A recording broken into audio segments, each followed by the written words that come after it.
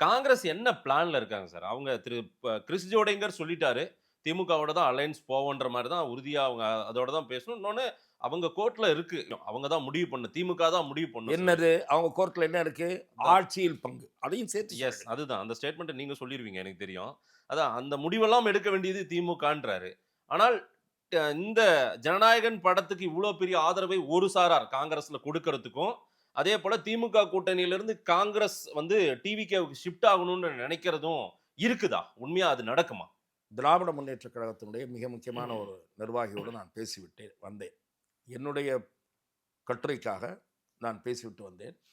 நான் கேள்விப்படுகிற செய்தி, காங்கிரஸ் கட்சி இந்த மிரட்டி மீன் பிடிக்கிற வேலை திராவிட முன்னேற்றக் கழகத்திலும் ஈடுபடாது. இதே வார்த்தையை அவர் பயன்படுத்தினார். அவர்கள் சொல்லுவது என்னவென்று சொன்னால், இவர்கள் திமுகவில் இருக்கக்கூடிய 2, 3, 4 பேரிடம் இப்போது அதிருப்தி உருவாகி இருக்கிறது. ம். இந்த அதிருப்தி அதிகரிப்பதற்குத்தான் காங்கிரஸ் கட்சியினுடைய ம். சில நிர்வாகிகள் வழிவகுக்கிறார்கள் ம். என்று கூறுகிறார். ஓகே. இது என்ன பாயிண்ட்ல போய் ஒரு ஃபிளாஷ் பாயிண்ட்ல வெடித்து விடும். ம். போறதா இருந்தா தாராளமா போய்க்குங்க என்று சொல்ல வேண்டிய நிலையை காங்கிரஸை சேர்ந்த சில நிர்வாகிகள் உருவாக்கி விடுவார்கள் போல் இருக்கிறது. ம். நெருக்கடி கொடுத்து ஒரு நாளும் பணிய வைக்க முடியாது ம். என்று அவர் சொல்லுகிறார். அதற்கு உதாரணமாக ஒரு திமுகவினுடைய முக்கிய நிர்வாகி கருத்து தெரிவித்திருப்பதும் என்னிடம் சுட்டிக்காட்டப்பட்டது.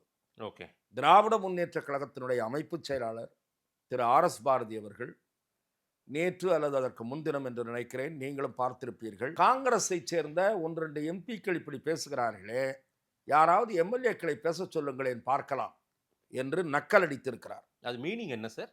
அதனுடைய மீனிங், சீட்டு வாங்க வேண்டும் என்று திமுகவிடம் வாங்க வேண்டும், ஜெயிக்க வேண்டும் என்று விரும்புகிற யாரும் பேசவில்லை.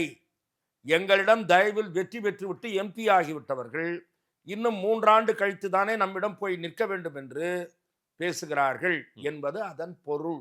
அந்த மீனிங்கும் பார்க்கப்படும். இன்னொரு மீனிங்கும் கூட சொல்றாங்களே சிலது. காங்கிரஸே 2ஆ உடைய போது. திமுகவோட அலைன்ஸ் நான் இல்லன்னா அதற்கு வருகிறேன். ஆ. நான் என்ன அப்படின்ற சொல்லுகிறேன், ஒரு டாக்கும் போகுது. அதெல்லாம் அதுதான் நடக்குமா என்ன? நான் சொல்றேன், உங்களுக்கு சொல்றேன். திராவிட முன்னேற்ற கழகம் எதையும் செய்யக்கூடியது. அது இல்ல காங்கிரஸ் அதையா விஷயம். திமுக செய்யுதுன்னு சொல்றீங்க? ஆமாமா, திமுக கடந்த காலத்தில் செய்திருக்கிறது. மணலி கந்தசாமியில் தொடங்கி, சுப்புவில் தொடங்கி அவரெல்லாம் எப்படி கொண்டு வந்தார்கள்.